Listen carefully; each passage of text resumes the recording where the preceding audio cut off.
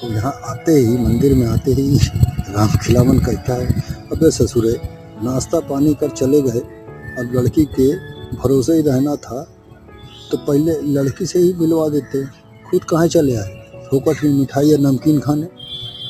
उसके मामा जतिन कुमार जी से डांटते हैं, अरे राम कुमार, तुम पढ़ लिख कर मास्टर भी बन गए पर अभी भी जाहिलपन नहीं गया, इतनी बड़ी बड़ी बात करे का जरूरत है। एक तो कोनो रिश्ता जम नहीं रहा और ऊपर से ये रुबारू झाड़ते रहते हो, 2 साल निकल गया कोनो नहीं पूछेगा।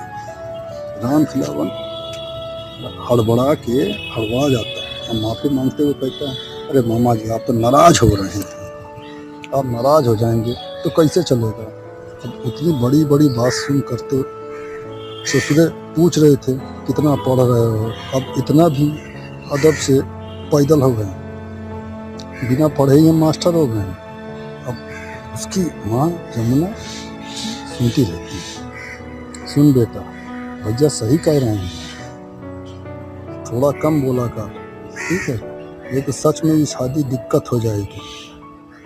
इतना करुणा बोलती है, यह समझना मन में कि अपने हिसाब में लड़की देखें, अब कटरीना और करीना तो नहीं मिलेगी न कुंवर साहब को। जतिन कहते हैं, अब ये कुंवर साहब कब से बन गए बे बेवकूफ़। धनंजय कहते हैं, अब इसी से कहा था कि लड़कों वालों के सामने कुंवर साहब बोला करो, राम खिलावन अच्छा नहीं लगता।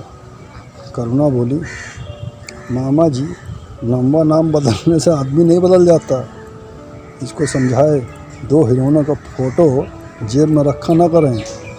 राम खिलावन लंगूर जैसे हीरो आए हैं ना, उनसे तुम अच्छे ही हैं। इतने में उसका फ़ोन बजने लगता है, वो बाहर चला जाता है तो सभी अपना माथा पकड़े बैठे रहते हैं। यमुना कहती हैं, हे भगवान, काल ये ढंग से बात करके लड़की को समझा लें तो हम समझेंगे कि हम गंगा नहा लिए हैं। दूसरे दिन माता जी के मंदिर के बाहर बने बगीचे में सभी बैठे रहते हैं। उसी समय लड़की वाले आते हैं और लड़की को देख राम खिलावन पूरा फलाए, उसे दिखने में किसी हीरोइन से कम नहीं लग रही थी।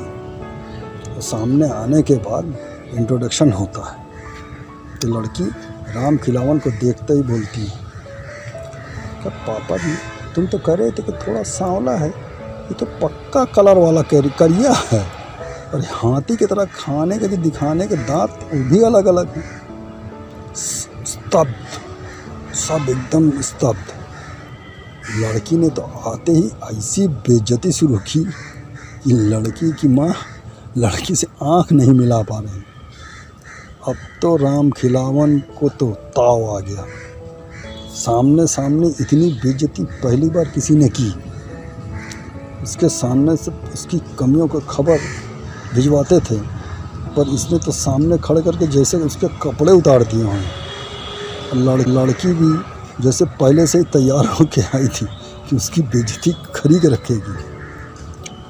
राम खिलावन कहता है, अरे घमंडी, काले को किशन कन्हैया के हैं, भगवान विष्णु भी सामने थे, उनकी बेइज्जती रुक्मणी राधा और माता लक्ष्मी ने कभी किया है काबे। लक्ष्मी कहती है, बड़का मूर्ख हो, बराबरी भी कहाँ कर रहे हो, सीधे भगवान से। अबे सुअर, नालाए न बछड़ा न होए, सुअर के नहलाने से बछड़ा नहीं बना।